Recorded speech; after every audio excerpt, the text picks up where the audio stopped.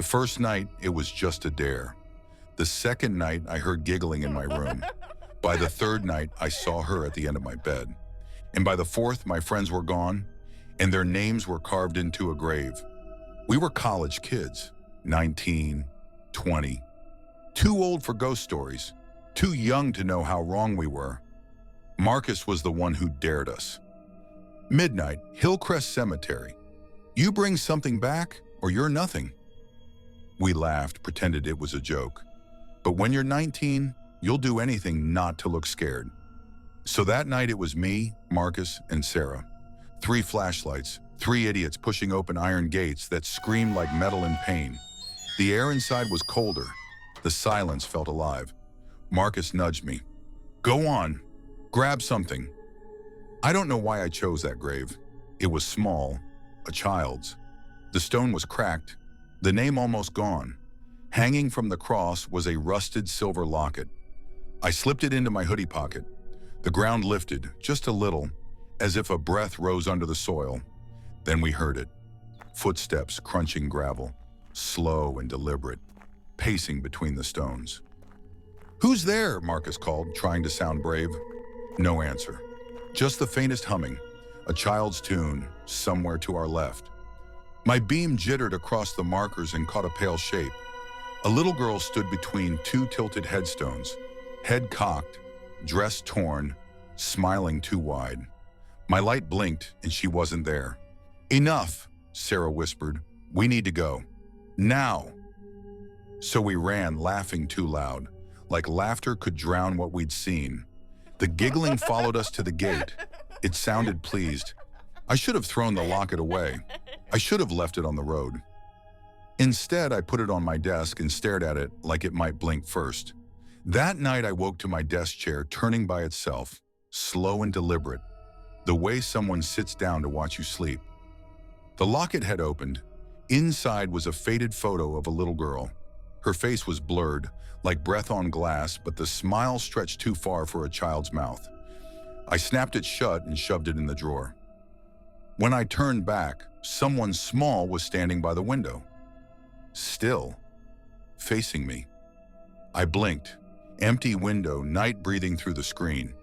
When I finally slept, I dreamed dirt poured into my mouth. I dreamed I was clawing at wood with my nails until they peeled.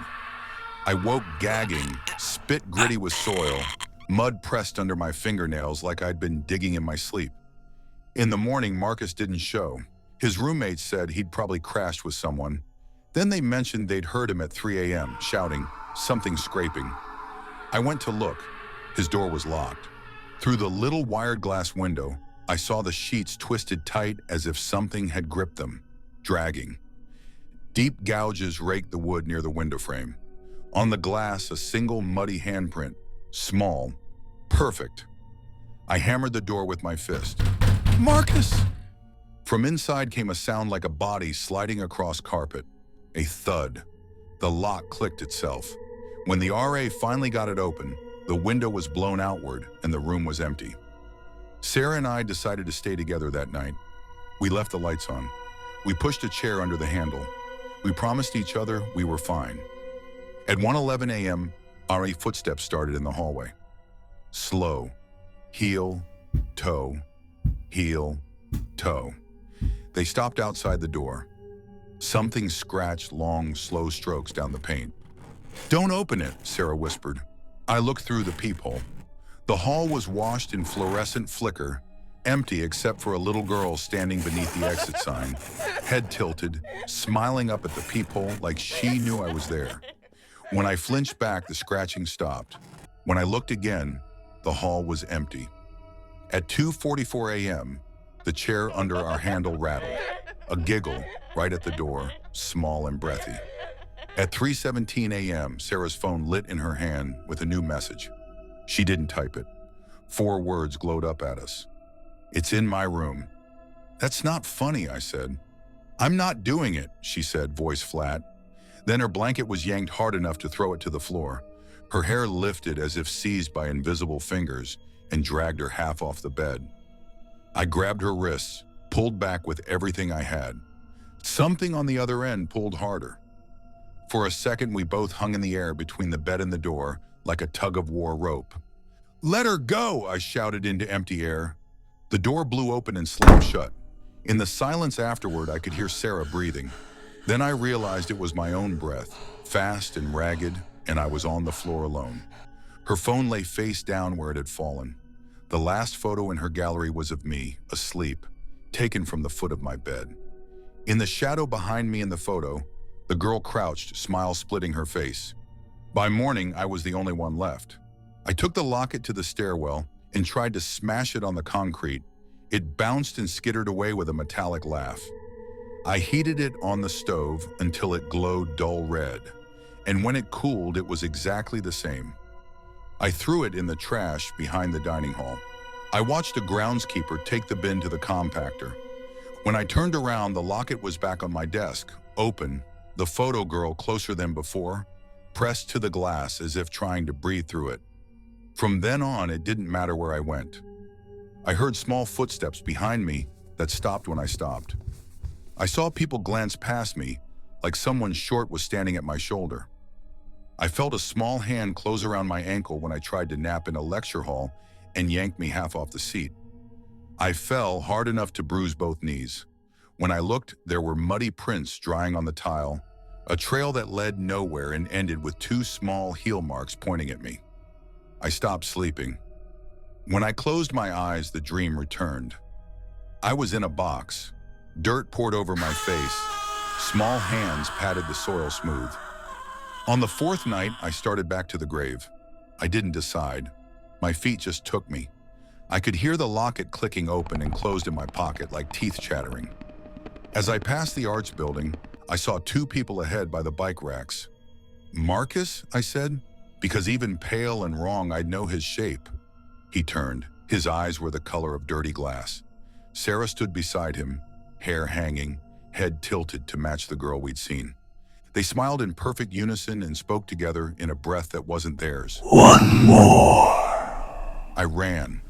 Every street light flickered as I passed beneath. The campus seemed to tilt toward the hill where the cemetery waited. The gate was chained, but the lock fell off when I touched it, like someone had held it warm for me. I stepped inside and the night went quiet in a way that made my ears ring. No wind, no bugs, just that humming again, a child's tune, the kind you can't place because it's older than you are. I found the grave by feel. It looked different now, cleaned, straightened, the cross upright. I took the locket out. The photo girl filled the frame entirely, cheek pressed to the glass from the inside, eyes like bruises, teeth like small white stones. "I brought it back," I said. I didn't recognize my own voice. I set the locket on the soil. It sank straight down like the ground swallowed it.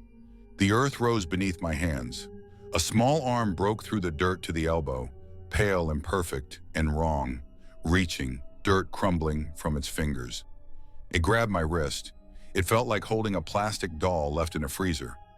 Something in the soil giggled, close to my ear through 6 feet of ground, and then a whisper breathed my name in Marcus's voice. I tore free and fell backward on the path. The ground where I'd been kneeling breathed like a shallow chest. Across the rows of headstones, shapes stood up one by one. Small figures, boys in short coats, girls in torn dresses, all of them with that tilted head and the 2 wide smiles. They watched me with patience that wasn't human. "One more," they said together, but it wasn't loud. It was soft, eager, like a kid asking for a story to be read again. I ran. I don't remember leaving the cemetery. I remember the road sliding under me and the feeling of not being alone even once. Not in my shadow, not in my breath, not in the space I took up in the air. 2 weeks later, the police closed the cases. No evidence, no footprints, no Marcus, no Sarah. People told me to sleep. People told me to move on. No one told me what to do when a child's laughter echoed in your closet when you opened it to get a hoodie. I went back one last time because I didn't know what else to do. The child's name on the grave was gone. The stone had been recarved, clean and deep. Sarah's name. Beside it, Marcus's. Beneath both, my name had been started. The first letters cut shallow, like someone had been interrupted and promised that they'd be back. There was a dash where the date should end. When I stepped closer, the new letters felt warm. The soil at the base shivered like something delighted had heard me arrive.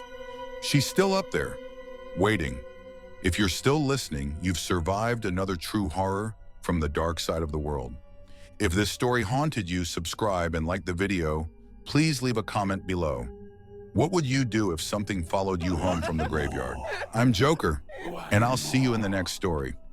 Graves don't forgive, they just wait their turn.